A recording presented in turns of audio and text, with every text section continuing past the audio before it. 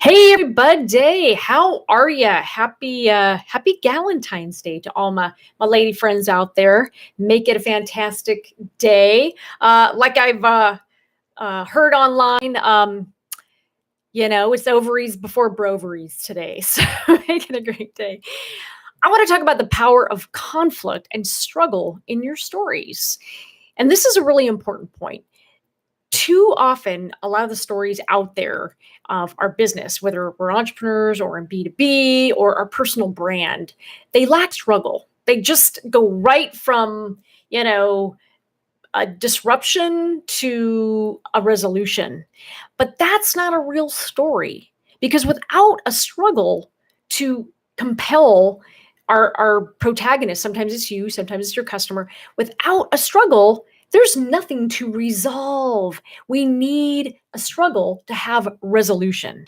And yet we're afraid to dwell on struggle, even explain struggle or embrace struggle. And too often what happens is that we skip over the struggle. Like all of a sudden, doop, doop, doop, doop, doop, doop, doop. There is no struggle. We resolved it. We're perfect.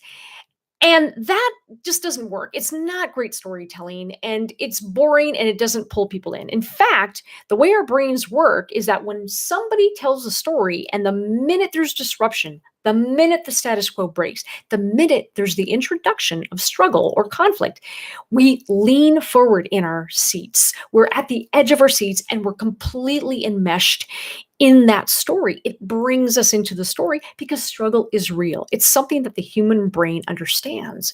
We understand what it's like to fail, to be embarrassed, to have stuff happen, and have to solve those issues. So the first thing is don't be afraid of conflict or struggle in your story. Just don't pretend it doesn't exist. It does. Now, I believe struggle and conflict, I always like to joke, it's a lot like, visiting your in-laws. You got to make the trip every now and again, but you don't want to live there. So your story can't be struggle porn. I'm all about the hustle and the day-to-day grind and it's hard. That doesn't help.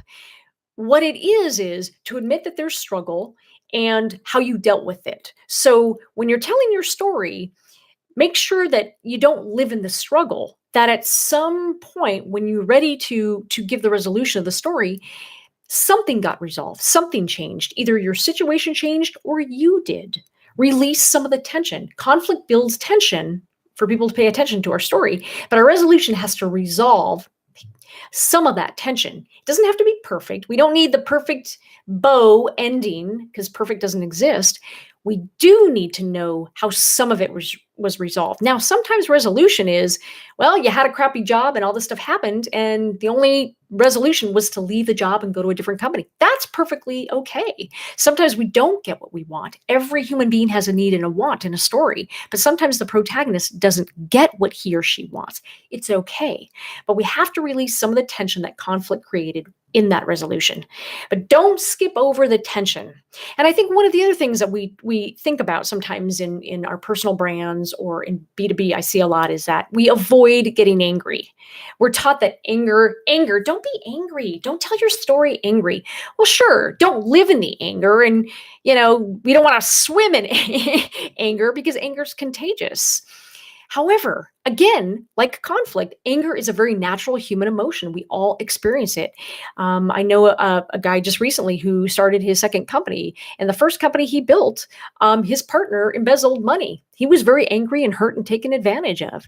Now, anger is a human emotion for anyone, and especially in that situation, it'd be normal to be angry. The thing that you have to remember in your story is making that work for you. So, what did that teach you?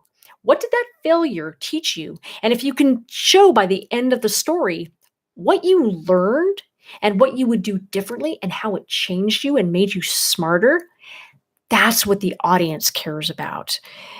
But in your story, being real with emotions and saying, hey, I was embarrassed when this happened, or I was really angry at that time when that happened. That's okay. You don't want to tell the story when angry.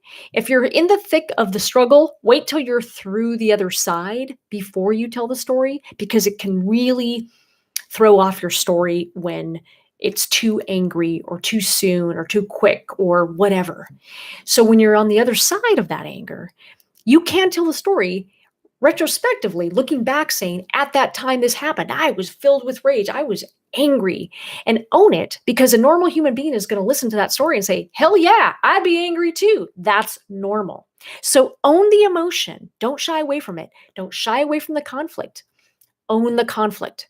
Just make sure by the end of your story, something has been resolved. Remember, either you've changed or the situation has changed, or maybe both of you have. Both things have.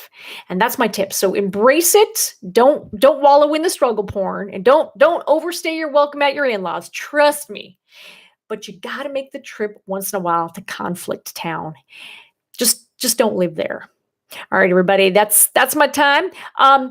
If you want more tips, you can always go to keepingithuman.com. I've got more stories, more videos, more articles, and more resources for you on creativity and storytelling and how to make it better. All right, everybody, take care. Bye.